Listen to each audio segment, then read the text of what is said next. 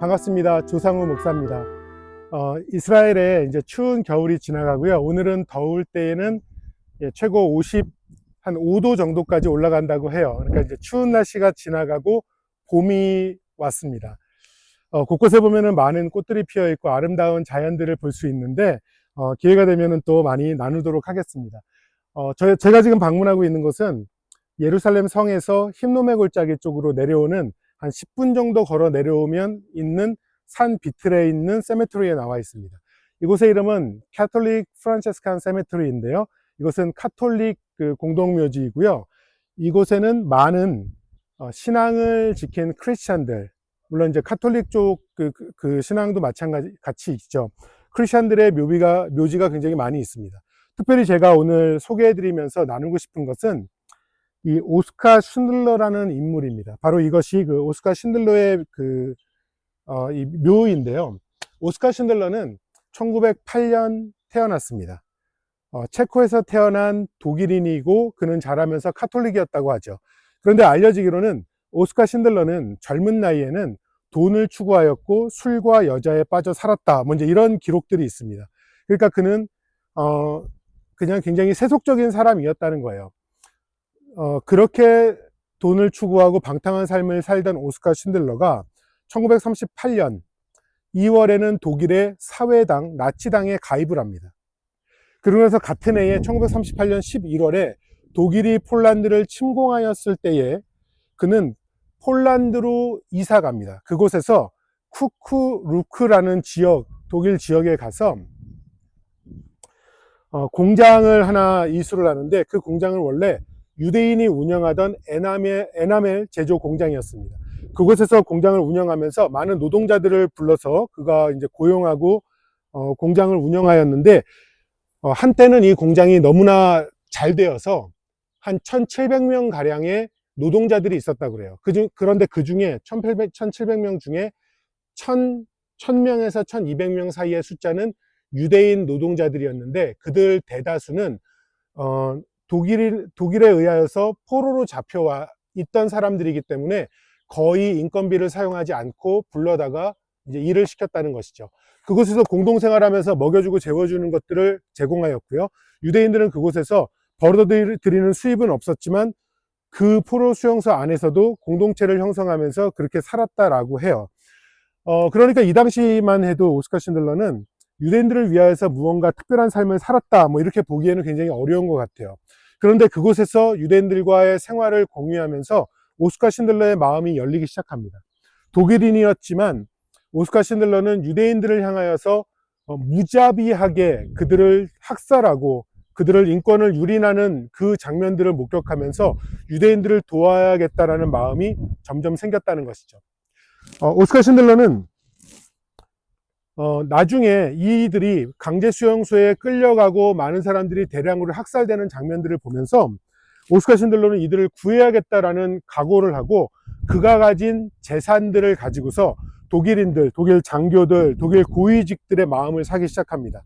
그러면서 그가 자신이 알고 있던 노동자들, 그들의 유대인들의 이름을 기록을 하였는데요. 그 기록이 1,098명이나 되는 유대인들의 이름을 기록합니다.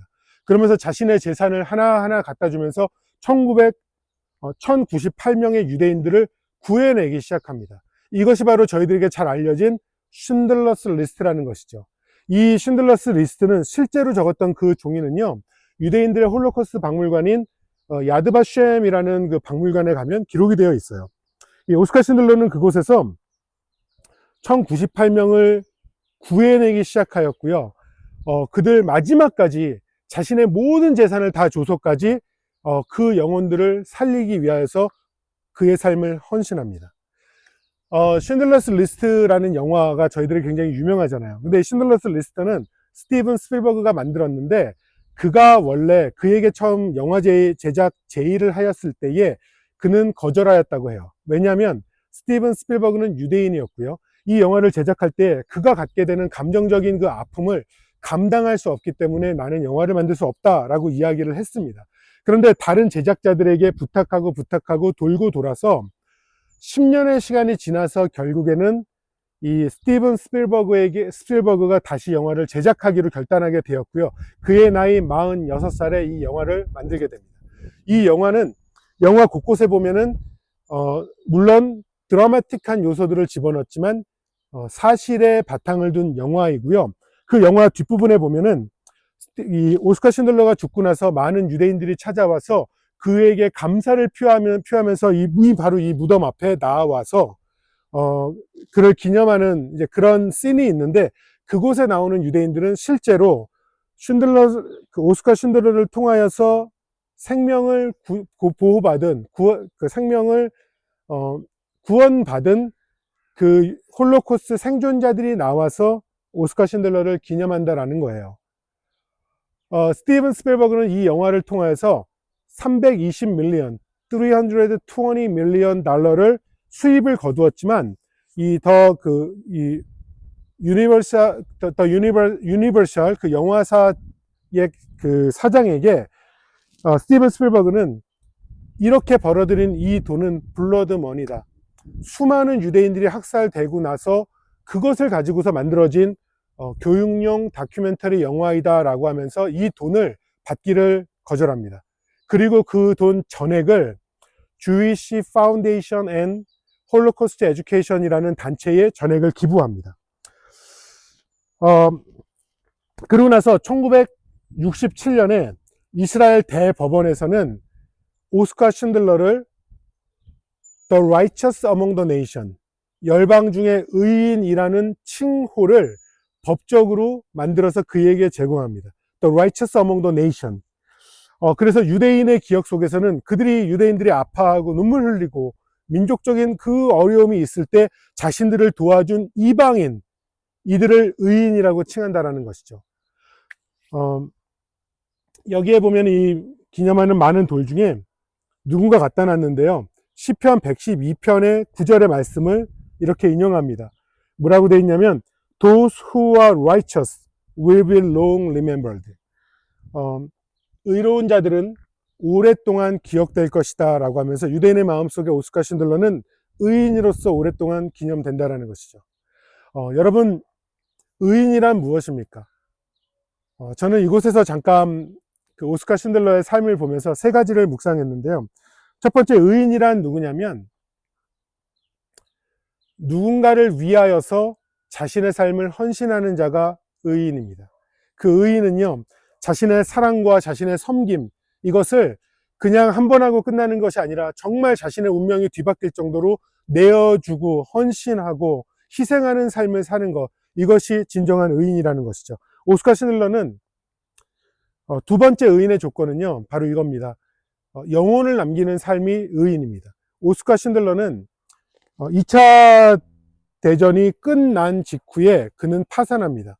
유대인들 영혼을 위하여서 자신의 재산을 다 내어줬으니 오스카 쉰들러가 가진 게 무엇이 있겠어요? 그는 아무것도 없었습니다. 그 이후에 아르헨티나로 망명하고요. 망명해서 그곳에서도 유대인들 홀로코스트 생존자들을 돕기 위하여서 그는 평생의 삶을 살아갑니다. 오스카 쉰들러는요, 죽었을 때 남은 것이 아무것도 없었습니다. 유산으로 남겨줄 수 있는 게 없었다는 거예요. 그런데 그는 정말 아무것도 없었느냐? 아니죠. 살아남은 영혼이 오스카 쉰들러의 유산이 된 것입니다. 많은 영혼들을 살리는 삶을 그는 살았다는 것이죠. 그는 죽었지만 수많은 사람들의 기억 속에 이 영혼들을 살린 의인으로서 기록되는 것입니다. 세 번째는 바로 이 묘지에 와서 제가 이렇게 보면서 굉장히 감동이 있는 것인데, 이곳에 보면은 묘비명에 보면은 그 사람이 어느 나라 사람인지를 알게 되잖아요. 그런데 이곳에서 보면은 묘비에 보면은 아랍인들의 그 무덤이 많이 있고요. 러시아인들의 무덤이 많이 있고요. 유대인들의 무덤이 많이 있고요. 독일인들의 무덤이 많이 있고요. 헝가리, 체코, 그리고 또 동유럽에 있는 나라들,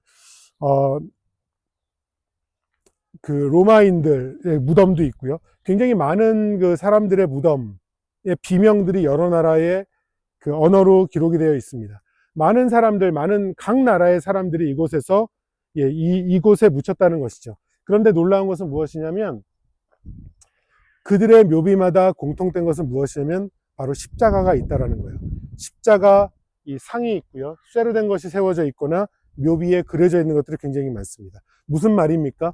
진정한 의인은요, 예수 그리스도 안에서만 존재합니다. 진정한 의인은요, 예수 그리스도 안에서 예수님처럼 살아갈 때, 예수님처럼 사랑하고 섬기고 예수 그리스도를 전할 때 진정한 의로운 삶, 믿음의 삶이 시작된다라는 것이죠. 저는 오늘 의인에 대해서 좀 살펴봤습니다. 특별히 이 오스카 신들러, 그 오스카 신들러처럼 남을 위하여서 아낌없이 내어주는 삶, 거룩한 낭비, 그것이 전혀 아깝지 않은 삶을 사랑으로 섬김으로 살아가는 것. 두 번째 의인의 삶은 그가 이 땅을 마쳤을 때에 생명이 남겨지는 삶, 우리가 복음을 전했을 때 이런 삶을 살아가게 될 것입니다. 세 번째는 예수 그리스도 안에서 예수님처럼 살아가고 예수님처럼 닮아가고 예수님처럼 섬기는 삶, 그리고 무엇보다 예수 그리스도를 전하는 삶, 이것이 바로 믿음으로 살아가는 의인의 삶이라는 것입니다. 사랑하는 우리 모든 성도 여러분, 우리가 이런 의로운 자의 삶을 멀리 있는 누군가의 삶으로서만 보는 것이 아니라 바로 나의 삶이 이러한 삶이 될 수 있도록 우리는 살아야 할 것입니다. 바로 이 오스카 신들러, 이 Righteous Among the Nation, 이스라엘에서 대법원에서 판결한 것처럼 저도 정말 이러한 삶을 살기 위해서 최선을 다하겠습니다. 우리의 삶도 내가 있는 그곳에서 하나님 보시기에 의로운 삶이 되도록 예수 그리스도의 십자가를 붙잡고 예수님처럼 사랑하고 섬기고 나누고 예수 그리스도를 전하며 우리는 살아야 할 것입니다. 감사합니다. 이스라엘에서 조상우 목사입니다.